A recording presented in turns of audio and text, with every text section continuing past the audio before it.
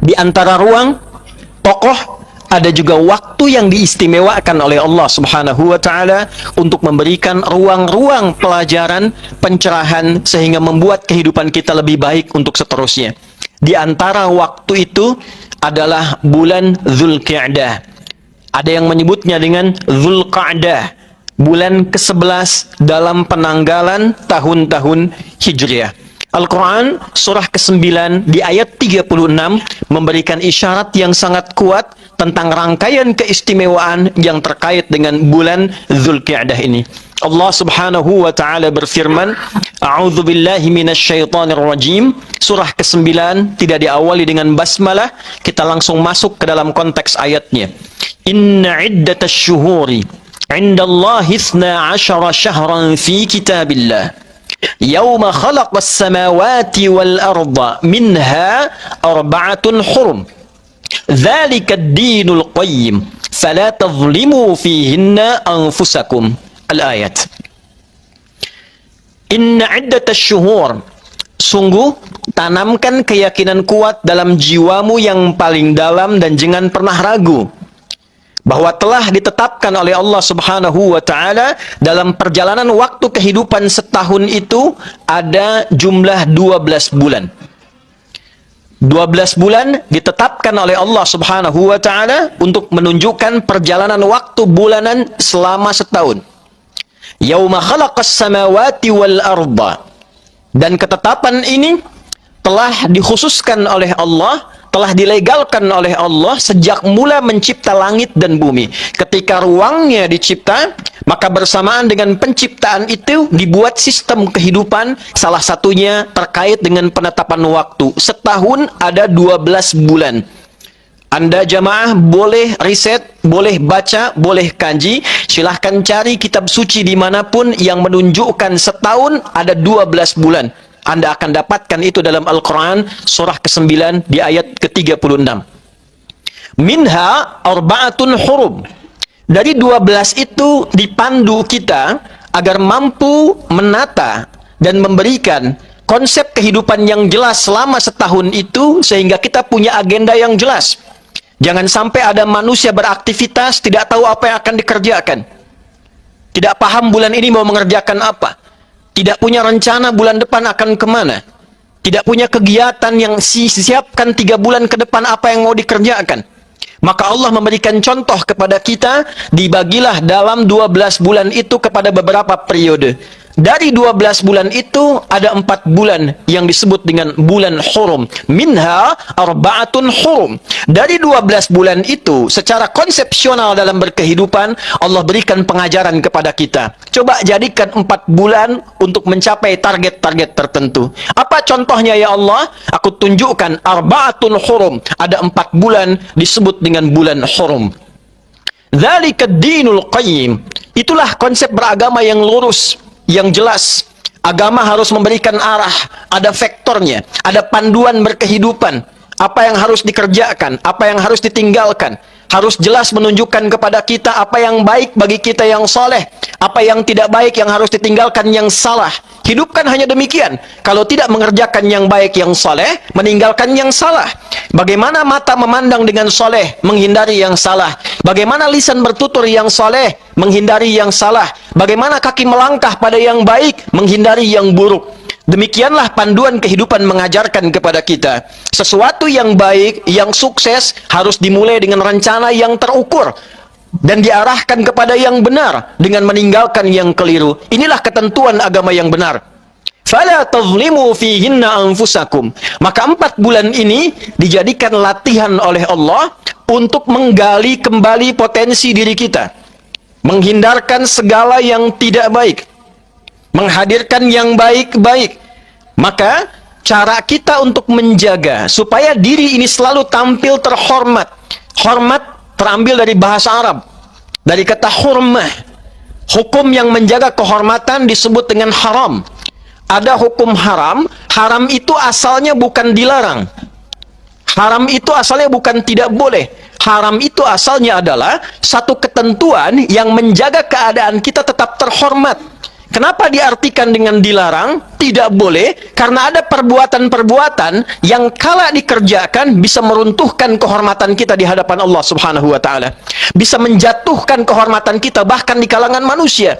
Kenapa merampok itu haram hukumnya? Zina itu haram hukumnya. Menjatuhkan, mencela, bertikai itu haram hukumnya. Karena saat lisan Anda digunakan untuk mencela, jatuh kehormatan Anda. Saat seseorang mencuri, terungkap, jatuh kehormatannya. Allah punya sifat Rahman dan Rahim. Kasih yang tak terukur. Sayang yang tidak bisa dibilang. Dengan itulah ingin menjaga kehormatan kita ketika tampil di event dunia ini, supaya lahirnya bersih, pulangnya bersih, dan kembali dalam keadaan terhormat. Kenapa ini dilarang? Untuk menjaga kehormatan kita. Allah tidak ingin ketika seorang korupsi, hilang kehormatannya, runtuh kemuliaan keluarganya, anaknya dibuli, istrinya dicerca, bahkan jalan hidupnya pun tidak jelas. Maka turunlah hukum haram untuk menjaga kehormatan kita. Itulah kenapa muncul tinggalkan yang salah, jalani yang soleh, pada hakikatnya untuk menjaga kehidupan kita tetap terhormat.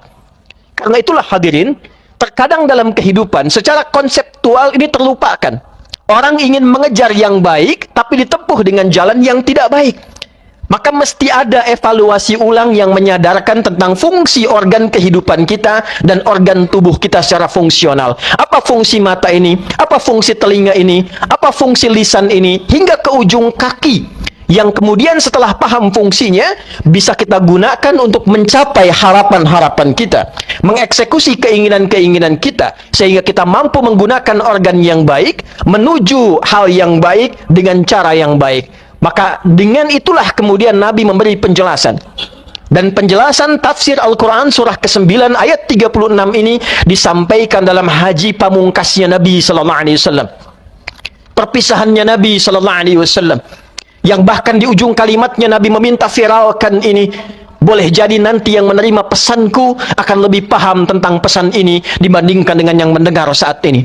Hadirin, hadis riwayat sahabat Abdurrahman bin Sakhar, viral dengan nama kunyahnya Abu Hurairah. Dikuatkan ini kemudian oleh Ibnu Abbas radhiyallahu taala anhuma. Didetilkan keterangannya oleh sahabat mulia anaknya Umar bin Khattab, namanya Abdullah bin Umar radhiyallahu taala anhuma. Maka diterima sampai ke kita hadisnya dengan singkat sanadnya dibacakan. Qala Rasulullah sallallahu alaihi wasallam, "Inna az-zamana qad istadaraka hay'ati yauma khalaqas samawati wal ard. Minha arba'atun hurum. Fala tadhlimu fihinna anfusakum." Dalam riwayat pelengkapnya, thalathatun mutawaliyat, Dzulqa'dah, Dzulhijjah, Al-Muharram, wa Rajabun Mudhar, alladhi baina Jumada wa Sya'ban. Fala tadhlimu fihinna anfusakum. Saudara, Nabi sallallahu alaihi wasallam memberikan pesan yang sangat menyentuh. Pesan penting, pesan perpisahan yang diminta dipiralkan di setiap generasi sehingga sampai ke ujung umatnya dan berakhir kehidupan di dunia ini. Inna zamana harfu nasbin wa tawkidin tansibul isma wa tarfa'ul khabara mabniyun 'ala al-fathi la mahalla lahu min al-i'rabi. Inna huruf yang berfungsi memberikan pesan yang kuat agar ditanamkan ke dalam jiwa tanpa ragu, berisi informasi penting yang harus kita yakini dan kita kerjakan dalam kehidupan.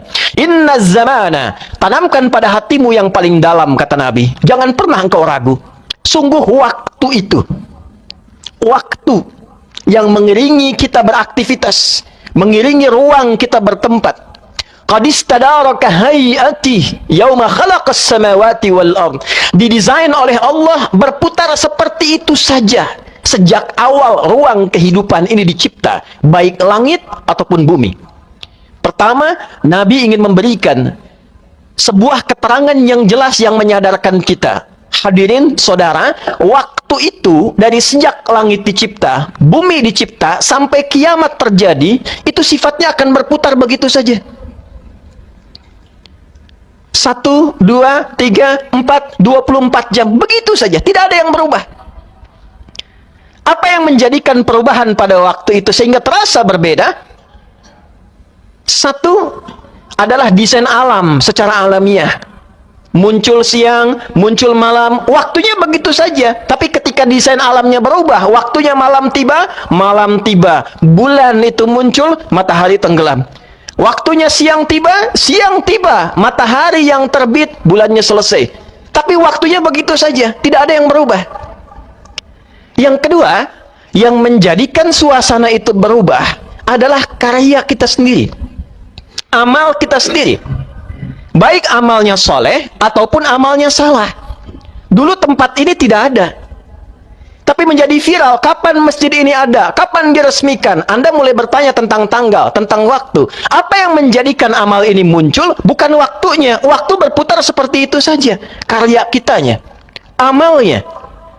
Jadi kalimat Nabi ini kalau dalam bahasa bebasnya, Allah sudah beri kesempatan waktu. Waktunya terus berputar, dia tidak berubah dan dia tidak kembali. Yang merubah keadaan kita berdasarkan perjalanan waktu itu adalah perilaku kita sendiri, amal kita sendiri.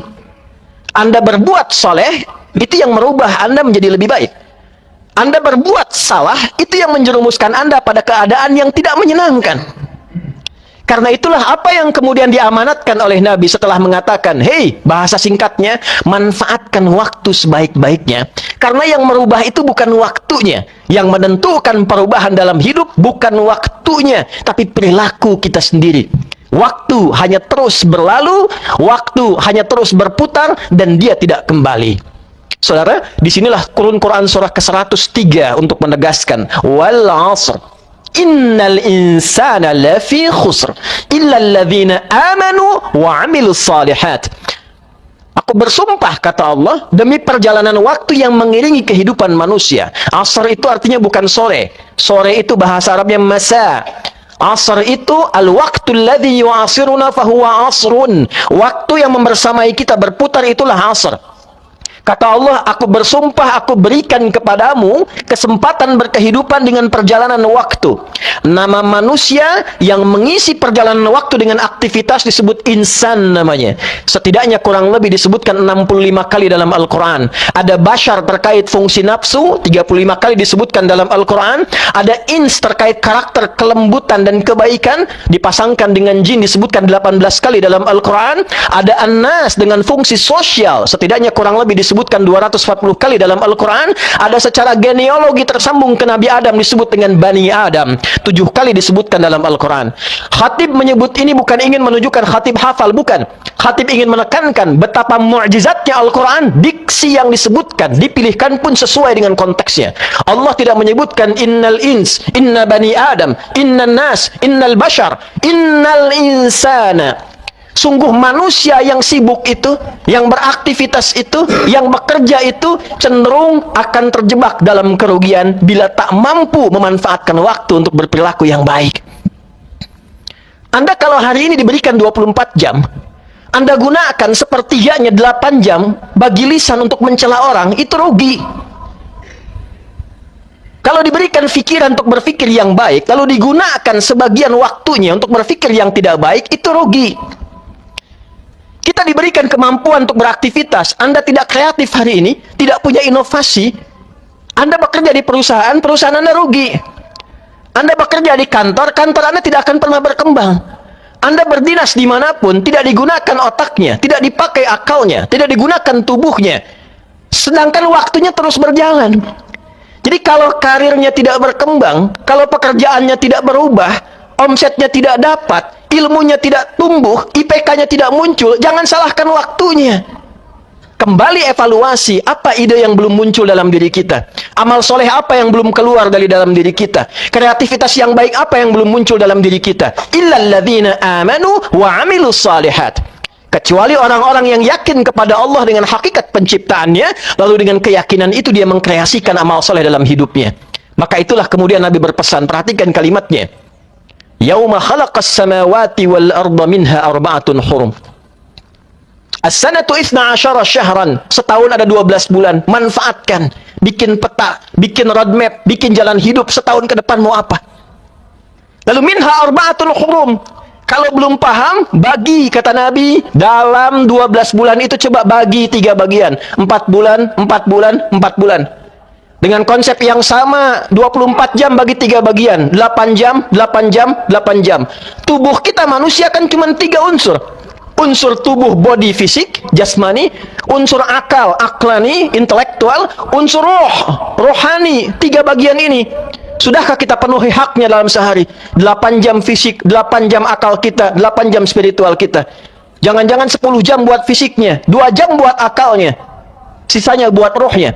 Atau jangan-jangan 10 jam buat fisiknya, 10 jam buat akalnya, rohnya cuma dapat 4 jam. Atau jangan-jangan rohnya tidak pernah mendapatkan bagiannya, sehingga muncul penyakit hati, iri, dengki, capek, lelah, malas, sibuk, gelisah, tidak dapat bagiannya. Maka minha arba'atun hurum, jadikan ada hari-hari, bulan-bulan untuk evaluasi diri, kata Allah. Kembali untuk menata kehormatan diri kita. Saudara, kita ini terlahir sebagai makhluk terhormat. Quran surah 17 ayat ke-70. Walaqad karamna bani Adam wa hamalnahum fil barri wal bahr wa razaqnahum minat thayyibat wa faddalnahum ala katsirin mimman khalaqna tafdila. Pastikan pada dirimu, yakinkan pada dirimu, aku ciptakan semua anak cucu Adam itu dalam keadaan terhormat, mulia semua. Itulah sebabnya kita harus punya keyakinan. Kita ini orang hebat, orang mulia, punya potensi apapun untuk mengerjakan apapun. Tugasnya khalifah, pemakmur, pensukses, pembawa manfaat dalam kehidupan di bumi ini. Tidak ada orang bodoh. Yang ada adalah manusia yang tidak yakin dengan kemampuan dirinya. Nah, hadirkan ruang-ruang untuk evaluasi itu. Bagi ke dalam 3 bagian. Setiap 4 bulan, 1 bulan, evaluasi kehormatan kita yang belum muncul itu. Kembali pelajari lagi. Kalau sudah paham algoritma dirinya, paham tentang kemampuannya, paham potensinya, bikin peta jalan ke depan. Saya bakatnya di bidang A. Kalau belum ketemu, siapkan diri kita. Pilih jalan hidup apa yang mau diambil. Dari 4 bagian kita pilih. Dengan ilmu, mau cari harta, kedudukan, atau dengan tenaga. Ilmu seperti Ali bin Abi Thalib radhiyallahu ta'ala anhu.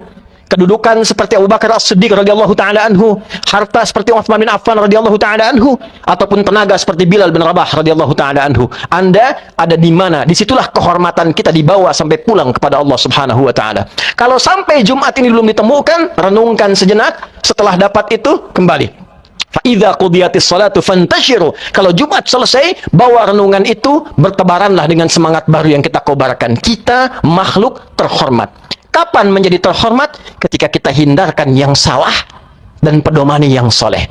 Maka penutup khutbah ini ingin melengkapi dengan keterangan Ibnu Umar radhiyallahu ta'ala anhuma ketika menjelaskan penutup hadis ini dalam kesempatan Haji Wada'.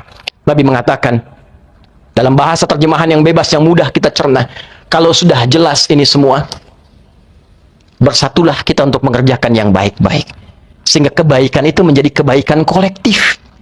Maka kata Nabi, 1, jangan menyimpang dari kebaikan. Jangan menyimpang. Evaluasi sampai Jumat ini, fungsi lisan apa? Jangan menyimpang.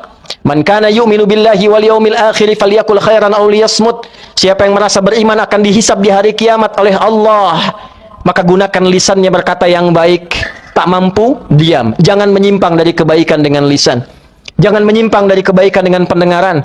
Di kantor Anda punya aturan, jangan menyimpang dari aturan kantor. Di dinas Anda punya aturan, jangan menyimpang dari aturan kedinasan. Ada konsep kehidupan manusia yang dibuat manusia memberikan kestabilan dalam lingkungan yang khusus. Sepakat semua, jangan menyimpang. Hukum Allah untuk kebaikan semua dan tidak mungkin bertentangan dengan kebaikan yang direncanakan manusia. Jangan menyimpang. Kata Allah jujur, jujur. Begitu menyimpang, runtuh kehormatan Anda. Kata Allah jadi suami yang baik, jadi baik. Ketika keras, ketika menyimpang, runtuh kehormatan.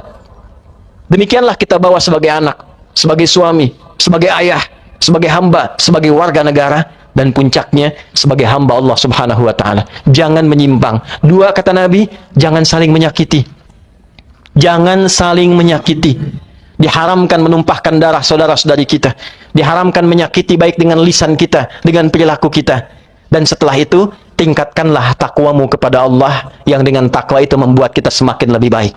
Dalam kesempatan yang lain, kita akan bahas tentang takwa itu, ada berapa bagiannya, kenapa disebutkan 240 kali, apa kaitan takwa dengan algoritma kita, dan kenapa takwa disebutkan sebagai bagian pembuka khutbah. Setiap kali orang berkhutbah, setiap kali khotib membuka khutbahnya, pasti wasiat pertamanya adalah takwa. Di kesempatan lain, kita akan gali itu semua, tapi kalimat Nabi terakhir, setelah engkau sadar dengan hidupmu, engkau siapkan rencana hidupmu, keluarkan potensimu, jangan menyimpang, jangan saling menyakiti. Kata Nabi, viralkan kalimat ini kepada siapapun yang mampu engkau jangkau.